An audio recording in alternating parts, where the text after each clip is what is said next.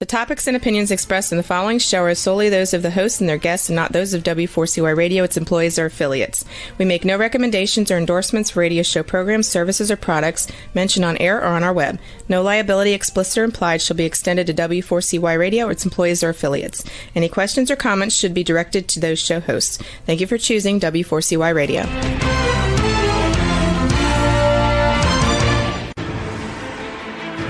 What's working on purpose anyway?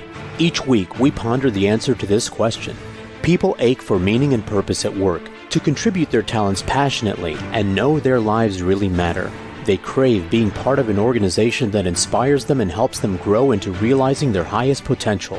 Business can be such a force for good in the world, elevating humanity. In our program, we provide guidance and inspiration to help usher in this world we all want, working on purpose. Now, here's your host, Dr. Elise Cortez.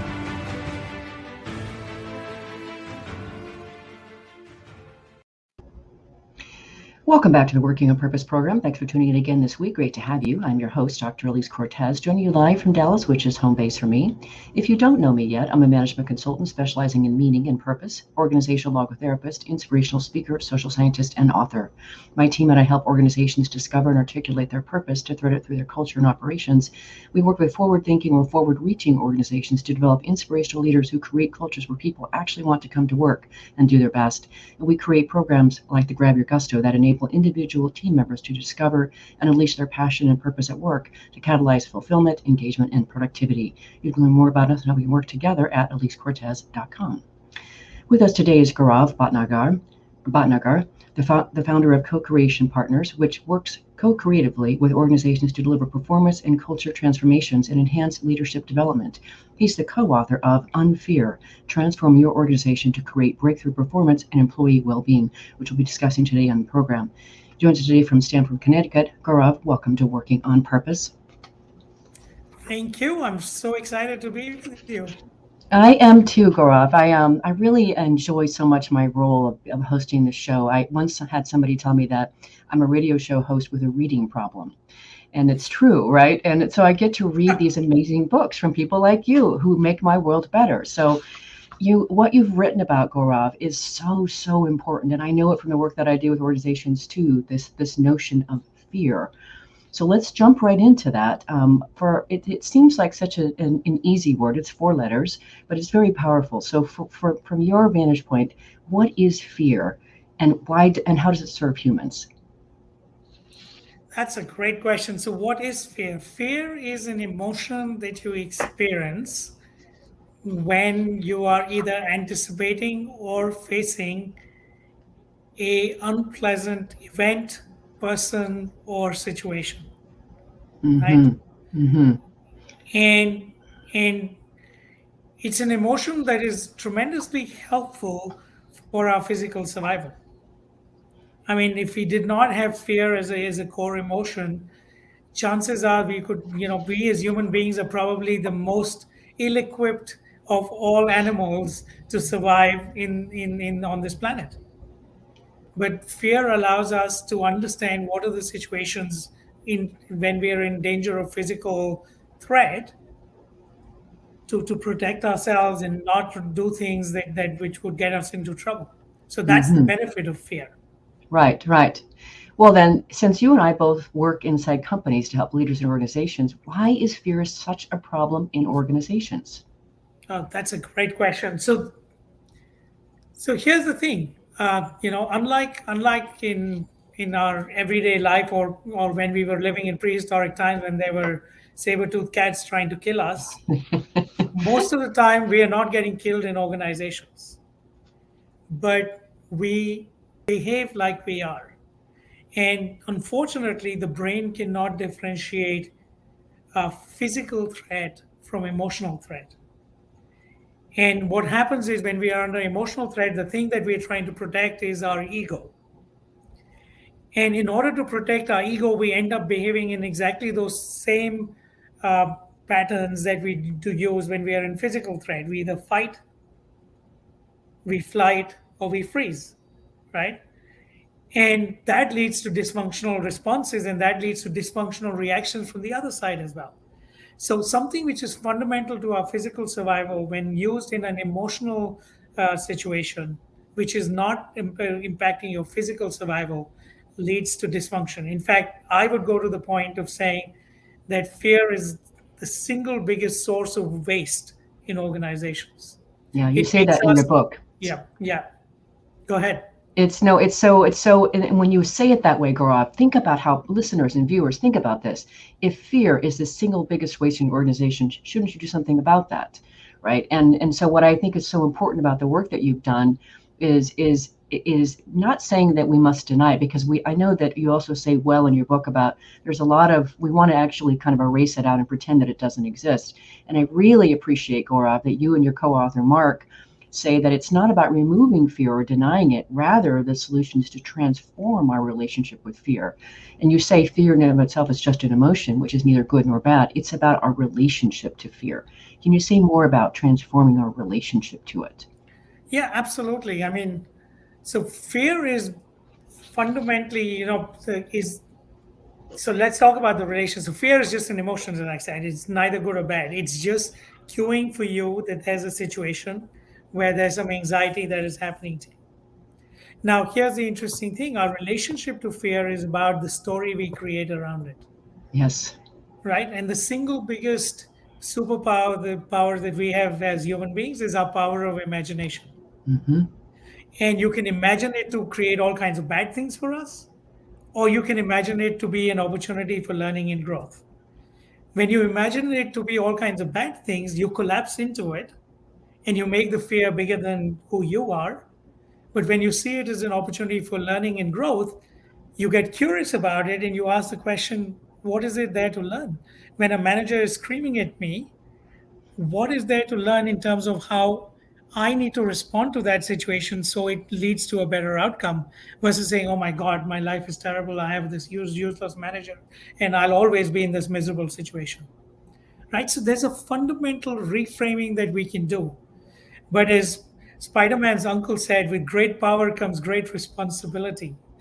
Right? And unfortunately, our superpower of imagination is not like, you'll always use it for good. Right? So we often end up using it in suboptimal and dysfunctional ways. So And true. that's the switch of the relationship. Mm-hmm. Mm-hmm. Oh, this is so good and so yummy, right? So I want to give this to our listeners and viewers the way that you rendered in the book, because your writing is exquisite. It's very clear and it's very crisp and it's compelling. But you say that the unfear process of reframing will free you from your reactive patterns to fear and allow you to be in mastery rather than having fear control you, which is what you just said. But you further go on, you say it will enable a state of being in which you welcome fear as an opportunity to learn, a state that unlocks sustained performance as an individual, a team, and an organization. So of course, I'm a sucker for learning. It's not my number 3 strength for the Gallup, right? That's part of the reason I host this show, a big reason I host this show. So I really appreciate, Gaurav, how you've led us into and invited us into the space to really, in many ways, embrace fear as a way to learn. And I think that's profoundly important and really foundationally radical for our listeners and viewers. Yeah. And in fact, one of the first things we do in organizations when we go in is we actually draw a circle on a flip chart and we talk about the comfort zone. And most people say comfort zone is a good thing, and we say, yeah, great, but there's also, if you stay too long, it leads to feeling completely stagnated. And then we ask the question, what happens when you get pushed out of the comfort zone? And the first reaction is fear of failure, anxiety, stress, and then someone says learning and growth Mm-hmm, and mm-hmm, stuff like right. that. And then we say, hey, by the way, your learning zone lives outside your comfort zone. And the thing that separates the learning zone and the comfort zone is fear. And you have to go through fear to engage in significant learning in your life. So fear is always a cue for learning and growth when it's emotional in nature. And it's a transformative idea because now you're fundamentally seeing fear as a place where you go and look for where your learning edge is and where your growth edge is. Mm-hmm. Oh, I have to go here, Gaurav. So since I also work in the space of transformation, one of the things that I've grappled with over time is how can I introduce in my workshops, the work that I do with organizations, introduce the discomfort. What happens when you go through a divorce process and your world is upside down, you get fired from a really great important job, these things that happen to us that help us be able to really transform to another level. And I've always wondered, how can I inject that into my workshops to be able to provide that necessary element of fear and discomfort? How do you do it? So there's a couple of thoughts to that, right? So there's two ways I often do it. The first question I ask people to think about is think about a challenge in their life that they've experienced from which they have learned, right? And often it is one of those deeply uncomfortable ones like divorce or whatever. And I ask them to say, how do you feel about it today? Are you better because of that? And think about how did you feel when you were going through it? Right? And often we don't think about it, but actually the process of going through it was deeply uncomfortable. And yet that is what made us much more effective in showing up today. So that's one way. Okay. Go ahead, please. Ahead. The other one, let's hear it. The other way is very simple. I share with them a deeply, profoundly sad but powerful shift in my life, which was the passing of my father, and how that led to my own transformation in terms of how I understood relationships, because I'm the younger of two children, and I always thought I was going to be the baby of the family in relationship to my parents. And my father was unfortunately passed away within 5 minutes, and all of a sudden my mother became my child. Wow. And it's a profound experience of understanding that relationships are not fixed. And even though there was fear and sadness in that moment, it was the most transformational moment. And that's a way of helping people understand that in their fear and in their sorrow, there's actually a huge seed for learning and growth and actually profound shifts if you choose to see them. You quote Viktor Frankl in your book. I'm an organizational logotherapist. I'm schooled in that whole that whole area. And yes, that is our opportunity. And you say in your book beautifully, we have always the choice in how we choose to respond. And yet we humans need that tension. And so it's interesting. There's such an interesting balance in the work that you do. We do need that tension. We need that to grow and we learn. But too much of it is actually debilitating. So now what I want to get into next, Gaurav, is there's listeners and viewers that are probably thinking to themselves, sometimes fear is good, and it is to a certain extent. But how do you know, Gaurav, how would listeners and viewers recognize the extent to which fear is present in their organizations? What does it look like? So the way you recognize fear in your organization is not by trying to measure fear, but to try and measure the behaviors that are showing up, right? Because that's the tangible manifestation of fear. And you know that fear is in your organization if you see one of two patterns, and then there are subdivisions of those patterns. The first pattern is what we call the aggressive defensive pattern or the fight pattern, which is all about people showing up in the organization from a point of view of wanting to prove themselves in order to survive. It's not done from a place of achieving, it is done from a place of trying to prove yourself. Right? Prove yourself by pointing out mistakes other people do. Prove yourself by controlling everything your subordinates do.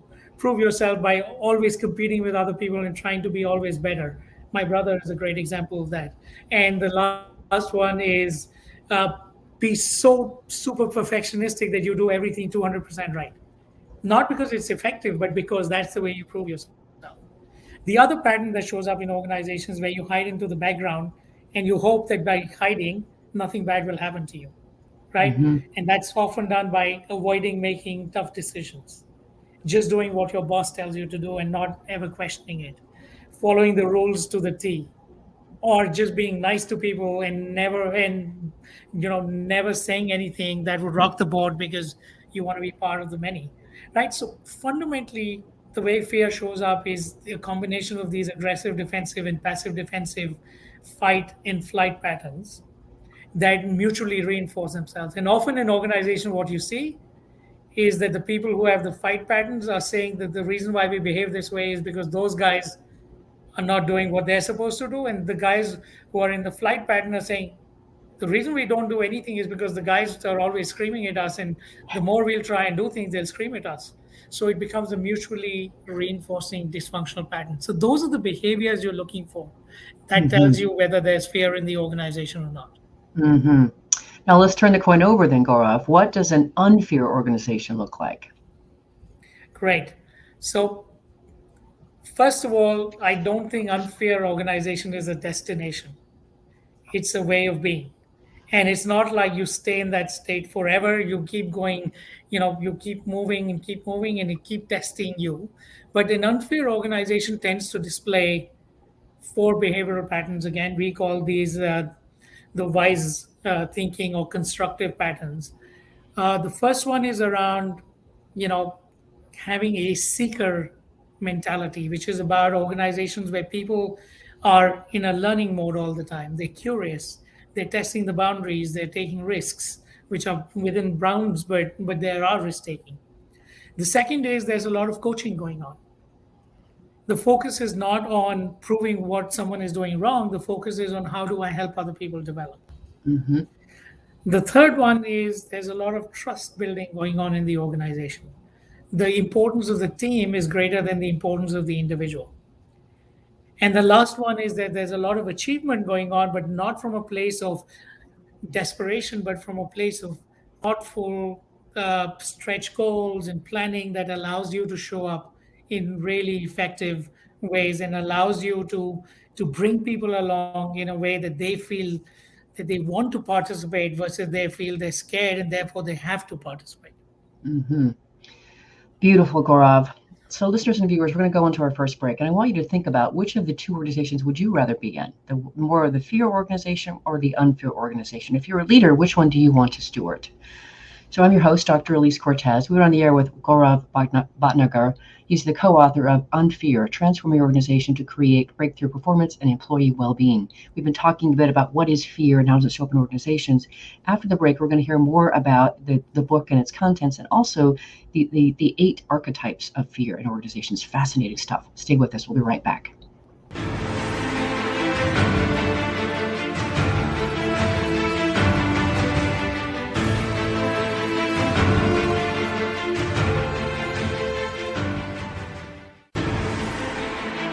Dr. Elise Cortez is a management consultant specializing in meaning and purpose, an inspirational speaker and author. She helps companies visioneer for greater purpose among stakeholders and develop purpose-inspired leadership and meaning-infused cultures that elevate fulfillment, performance, and commitment within the workforce. To learn more or to invite Elise to speak to your organization, please visit her at elisecortez.com. Let's talk about how to get your employees working on purpose.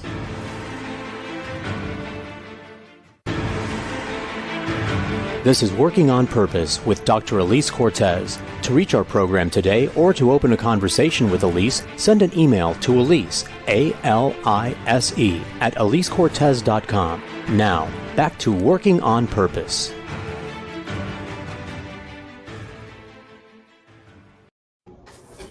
Thanks for staying with us and welcome back to the program. Before we get back into the conversation, I want to invite you to check out my first book that came out in 2020. It's called Purpose Ignited, How Inspiring Leaders Ignite Passion and Elevate Cause. I wrote that book to awaken the readers to their passion and their purpose and transform them into inspirational leaders that can actually steward their people to their greater heights. And I use the content as a basis for my Vitally Inspired program and the Grab Your Gusto, so I hope you'll check it out. If you're just joining me today, my guest is Gaurav Bhatnagar. He is the founder of Co-Creation Partners, which works co-creatively with organizations to deliver performance and culture transformations and enhance leadership development. He's the co-author of Unfear, Transforming Your Organization to Create Breakthrough Performance and Employee Wellbeing. I'm your host, Dr. Elise Cortez.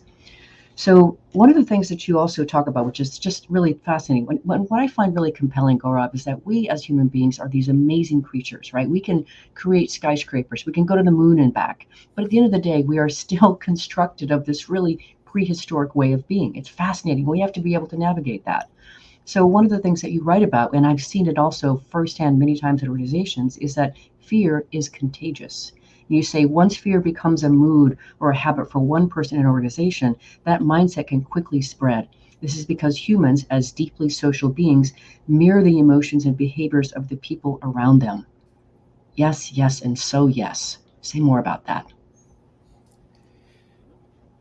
Yeah, so here's the interesting idea. Organizations don't transform, individuals do, Right. right? And not just organizations, but systems don't transform, individuals do. And what happens is, because we learn from each other, because we are, social beings, we learn by what other people's experience is, and we learn by how other people verbalize that experience. um, you know and so, for example, if there's a system where there's constant talk about fear and constant talk about how someone is doing bad things to us, we then start ostracizing that person because that person is now dangerous to us. Hmm. And the way we learn is through repetition. So the more we hear it again and again and again, the more it becomes part of us. So if there's one individual who is tremendously influential, he or she repeats the same thing again and again, it starts infecting everyone else. That's how movements are born. That's what politics in America is today, right? Unfortunately, it's all about one side and the other side having their own fear narrative they keep repeating, and then everyone just joins in, and then we start creating separation. And every time there's an election, we spend $1 billion more than the last one, and all it does is leads to fragmentation. And Hmm. that's the social nature in which how this thing all works.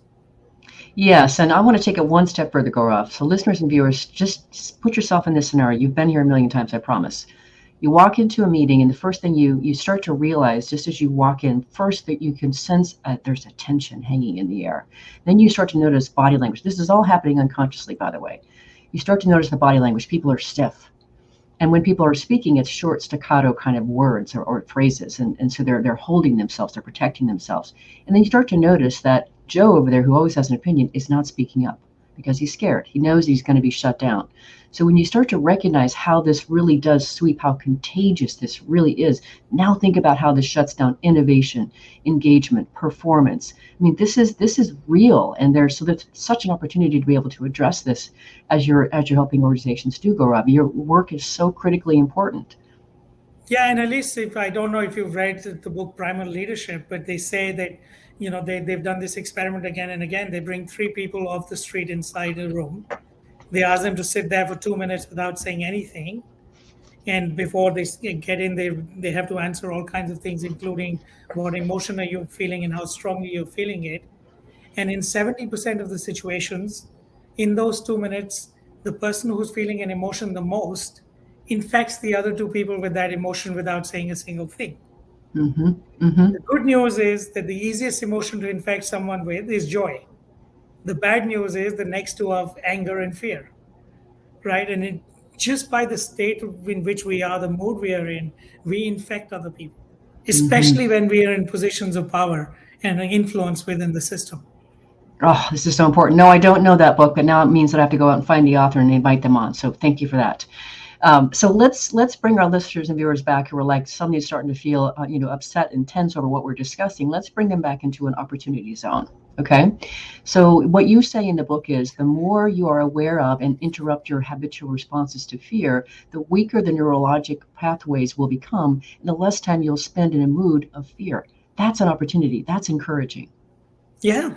And so, again, as I said, reality is what you repeat to yourself again and again and again. So if you repeat something different, which is if you have an imagination and you repeat something different, it's like a path that is created in a meadow. If you keep walking on the same path, it creates a path. If you stop walking that path, then the path disappears. And if you start walking a new path, it starts creating. So be very aware of what you're saying to yourself, because what you say to yourself becomes your reality. Be very aware of the people you are with, because the people you are with, what they're saying to you becomes your reality. Which is why also be very aware of the social media you consume and the things you type, because you are in an echo chamber, and that echo chamber starts creating your reality. But if you want to shift that echo chamber, it's very easy to do, because you just need to find a new place and you can shift. And the question you have to ask yourself, this is the most important. People think about life in good, bad, right, wrong. The only question you need to ask yourself is, am I being effective in this situation? Mm-hmm. and go find what repetition you need to do in order to be effective. It's irrelevant whether you're right or wrong, because people can be 100% wrong and 0% effective. And that's the worst thing in an organization that can happen, because people get super self righteous and they make everyone else wrong. And then they end up feeling isolated themselves. Mm-hmm. Mm-hmm.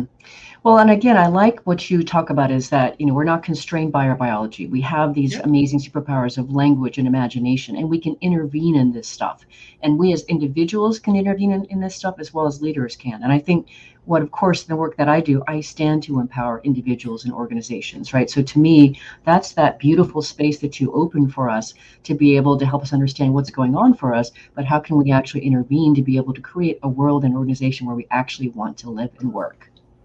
sure. And to me, the most important mindset shift, which I talk about in chapter 5, is this idea that we are not dysfunctional beings that need to be fixed.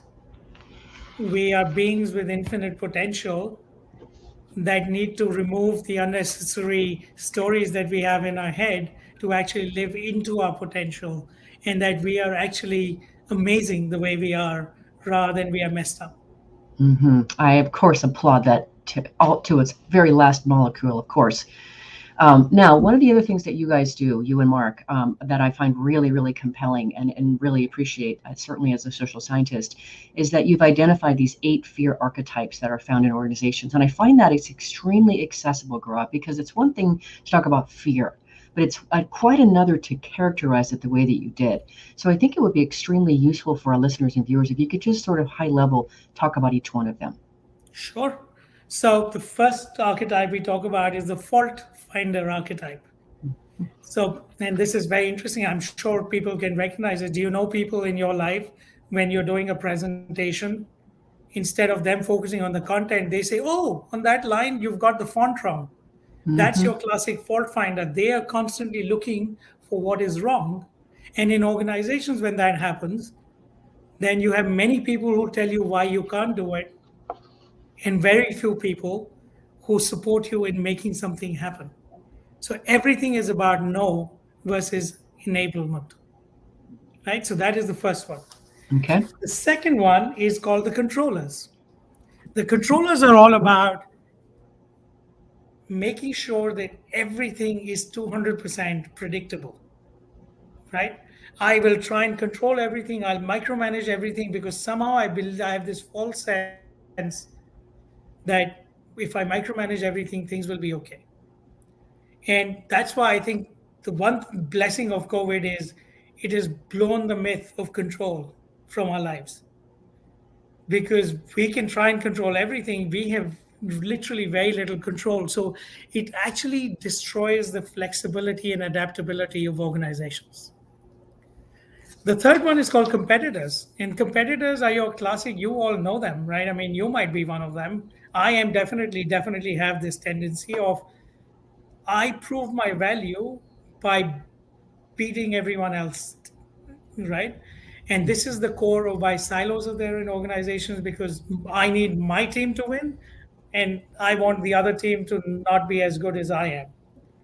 Or if something goes wrong, it's because of finance, not because of sales, right? So competitors are all about we are better and we are fine and everyone else is not fine, right? And so that's the competitor. And the fourth one is perfectionist, which is I'm not going to share with you anything till it's 300% right. And it doesn't matter if I am not contributing to the bigger picture of what needs to happen in the organization. I am not going to make a single mistake. And when we do that, we actually lose the bigger picture.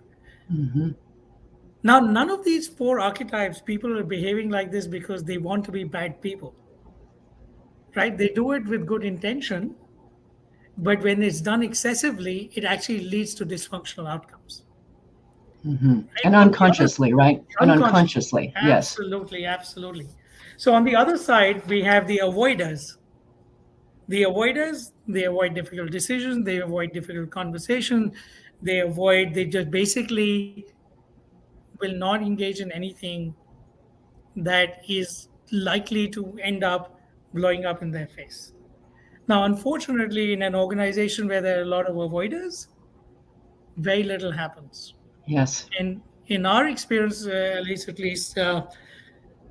the avoider archetype is probably the most dysfunctional archetype that can exist in an organization because it paralyzes the organization. Yeah. So that's the next one. The next one is called the minions. Now that's a bit of a pejorative term, but we wanted it to evocate a certain response. But the minions are people who say the only customer I really have is my boss. Yeah. Right? Even though we talk about customers, but really my only customer is my boss. And all I do is please my boss because that's how I'll protect myself. And that leads to, again, dysfunction because now you're not challenging things, things need to be done differently, but you just do it because your boss asked for it. Another version of that type is the sticklers. The minions look at the boss, the sticklers look at the rule book. They'll throw the rule book at you. Anytime you try and come up with a new idea, they say, no, Elise, that's not possible. The rule book says that you have to do it this way. Right. Right. And at some level, it creates consistency, but at another level, it doesn't allow for innovation and creativity to happen. And finally, the last group is the likables, right? Which is also, I call the nice idea, which is nothing in me cares enough to tell you the truth. So superficially, everything is nice. We are polite, but there is so much which is under the water, which is simmering and can explode any time, but no one is actually having a conversation around it. So those are your 8 archetypes. It's fascinating, Gaurav. I really, hats off as a researcher and somebody who really tries to understand organizations. I think what you've done with those archetypes is you've really created a compelling space for our listeners and viewers to be able to start to recognize which one of those do you tend to fall into. So as we go into our next break here, if you would, listeners and viewers, consider which one of those do you think you fall into. You can identify your general tendency and what do you see in your organization. So on that note, let's grab our next break. I'm your host, Dr. Elise Cortez. We've been in the air with Gaurav Bhatnagar, who is the co-author of Unfear, Transforming Your Organization to Create Breakthrough Performance and Employee Wellbeing. We've been talking a bit about the archetypes. After the break, we're going to talk more about how you can use this information to be able to unfear your organization. Stay with us. We'll be right back.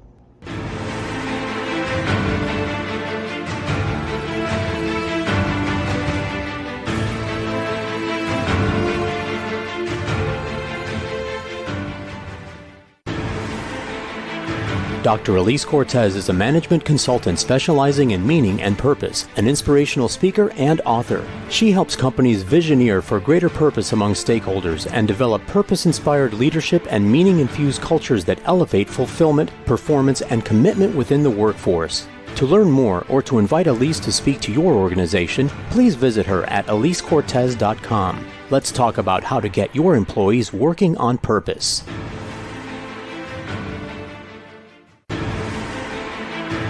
This is Working on Purpose with Dr. Elise Cortez. To reach our program today or to open a conversation with Elise, send an email to Elise, A-L-I-S-E, at elisecortez.com. Now, back to Working on Purpose.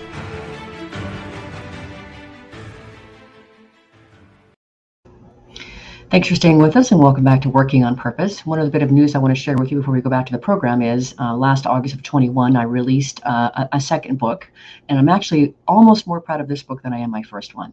So it's called Passionately Striving and Why. It's an anthology of women who persevere mightily to live their purpose. And what I did was I literally scoured the planet and found 25 women from across the world, from Australia to Zambia, who share their very intimate stories of how they've discovered their purpose and are now serving from it. And the idea is that it's a way for you to be able to access your own purpose and be inspired to pursue it yourself.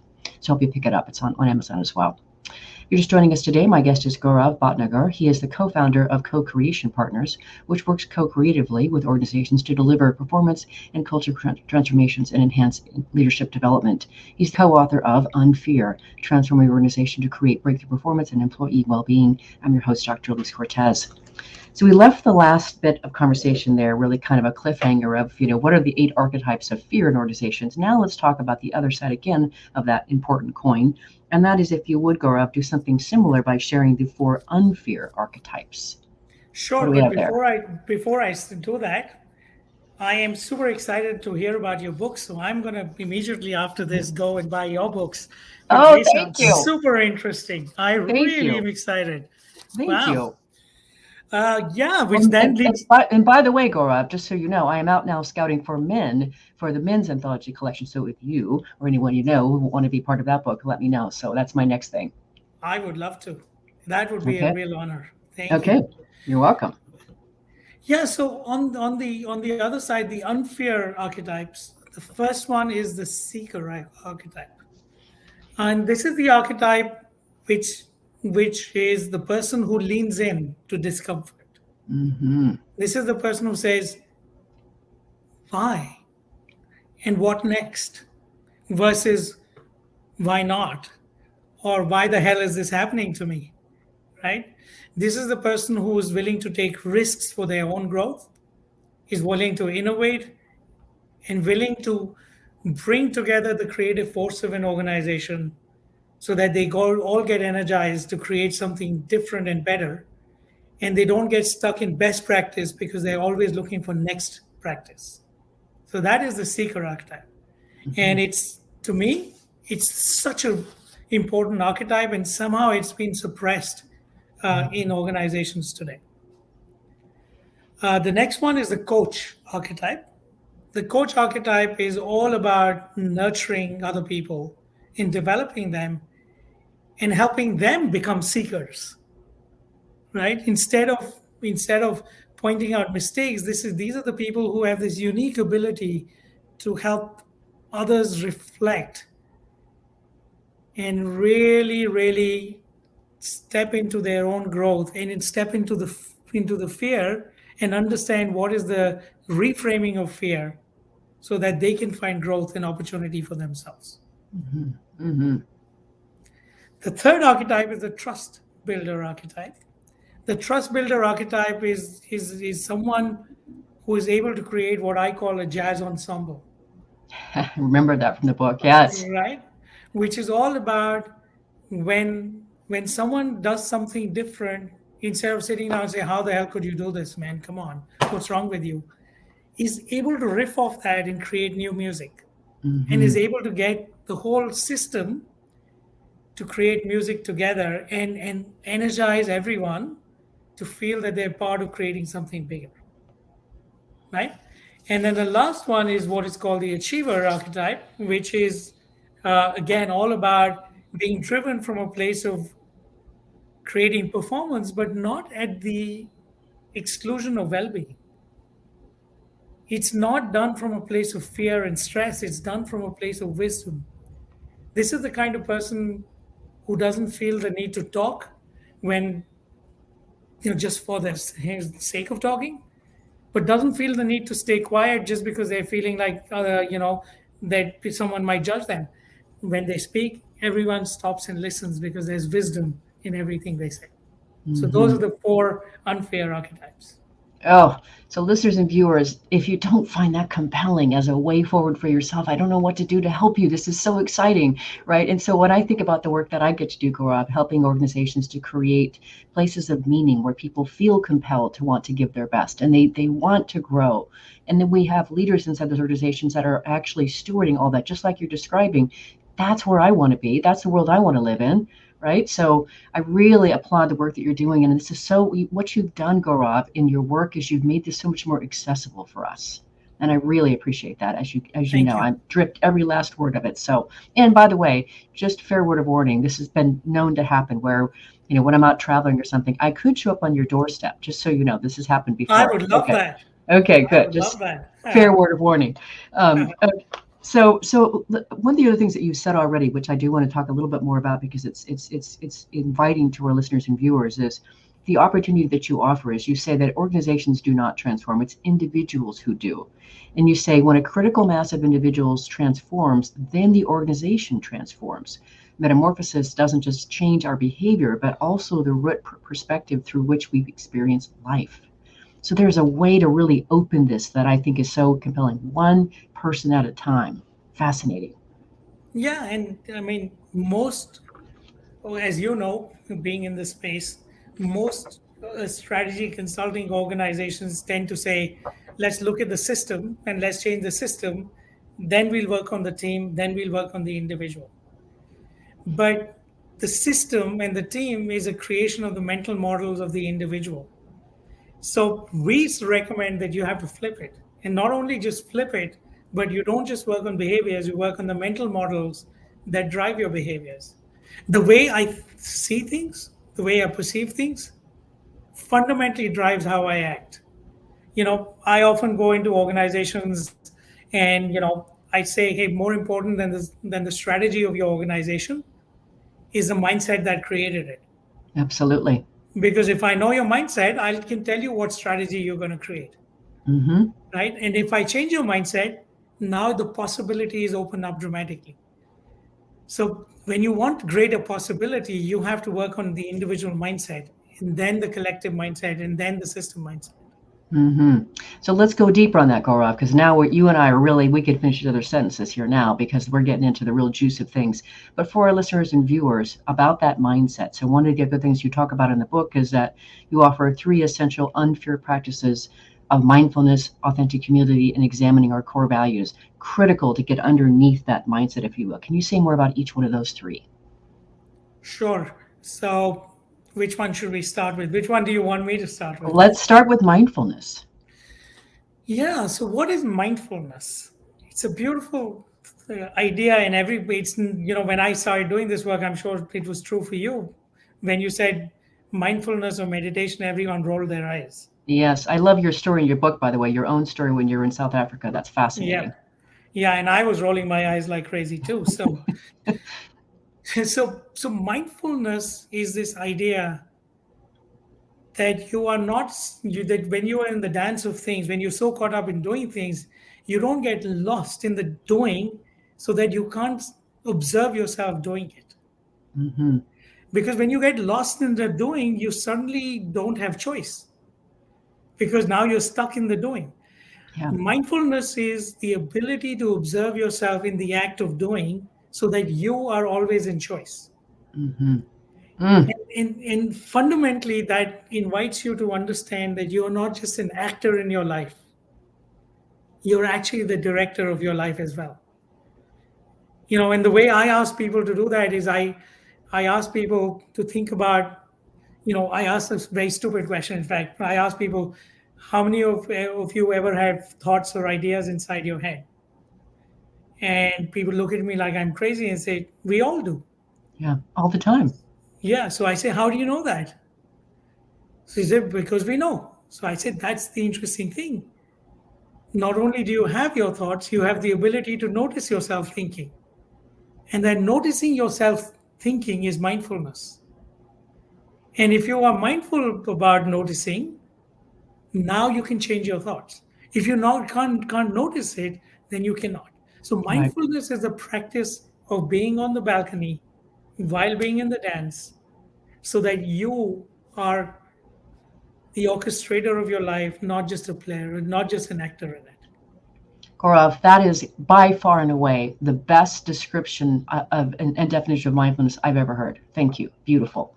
Listeners and viewers, that's your gift. Okay, the second one is authentic humility.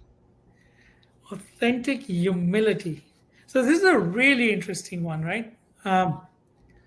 So humility often is seen as making yourself small.